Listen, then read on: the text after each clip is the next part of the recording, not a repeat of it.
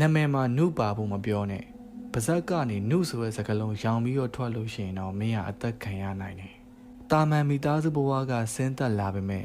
တနေ့မှာအေယာဝတီမြစ်ထဲရေစင်းချိုးနေတဲ့အချိန်သူ့ရဲ့ထမေကိုစုံတကောင်ကခြီသွားပြီးတော့တိုက်ဆိုင်မဲ့အဲ့ဒီထမေကနန်းတော်ရဲ့အမိုးမှာသွားပြီးတော့ချိတ်နေအဲ့ဒါကိုဘရင်ကတီးတော့တော်အသေးပေါက်ပြီးတော့ဒီထမင်းကဘသူထမင်းလဲပိုင်ရှင်ကိုရောက်အောင်ဖမ်းဆိုပြီးတော့အဲ့လိုကနေပြီးတော့နန်းတော်တွေကိုရောက်လာဘာကြီးတော်ဖေကနန်းတက်လာတဲ့အချိန်မှာသူ့ကိုသဘောကျပြီးတော့မိဖုရားအရာပေးတယ်မိဖုရားတွေထဲမှာသူ့ကိုအချစ်ဆုံးဖြစ်တော့ရွှေတက်တိုက်လုံးပေးထားရတဲ့အထိဘရင်ကမြောက်စားတယ်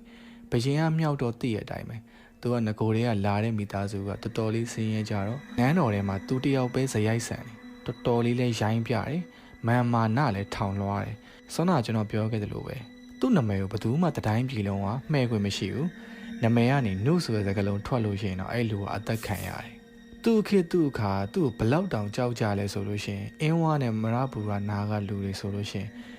အရွက်နုလေးဆိုပြီးတော့မပြောရဲပဲနဲ့အရွက်ထွတ်လေးတို့ပြောင်းပြီးတော့ပြောရတဲ့အထိဖြစ်လာတယ်အဲ့ဒီစကားလုံးအသုံးတော့ကအခုတည်းရှိပါသေးတယ်မဲနုနဲ့ပတ်သက်လာလို့ရှိရင်သူ့ရဲ့အုပ်ကြောင်းကမပါမဖြစ်ပဲစောက်ရတဲ့ရည်ရွယ်ချက်ကတော့ဖះတရားလုပ်ဖို့ပဲဒါပေမဲ့သူမကျေနပ်တဲ့သူတွေကိုစုံးစီရင်ဖို့တတ်ဖြတ်ဖို့အုတ်ကြောင်းရဲ့အောက်ထပ်မှာစနစ်တကျလူတက်ဖို့အတွက်ပြင်ဆင်ထားခဲ့တယ်မနက်ဆိုဖះတရားလုပ်ပြီးညဘက်ဆိုလူတက်တဲ့ပုံစံပေါ့အုတ်ကြောင်းရဲ့အောက်ထပ်မှာဆိုလို့ရှိရင်မသိတဲ့သူတယောက်ကဝင်သွားမယ်ဆိုလို့ရှိရင်လမ်းပြောက်သွားတဲ့အထိဖြစ်နိုင်တယ်လို့လည်းပြောကြတယ်ကျွန်တော်ကတော့မရောက်ဘူးတော့ဒီနေရာမှာအတိအကျမပြောနိုင်ဘူးထောင်ခန်းတွေဓာတ်ဆက်တွေအုပ်ပိတ်ခန်းတွေလူသက်ဖို့အတွက်အခန်းတွေအများကြီးပါဝင်တဲ့အတွက်အဲ့ဒီနေရာကိုကျွမ်းကျင်တဲ့သူမှသာတေးချာလိုက်ကြည့်လို့ရမှာဖြစ်ပါတယ်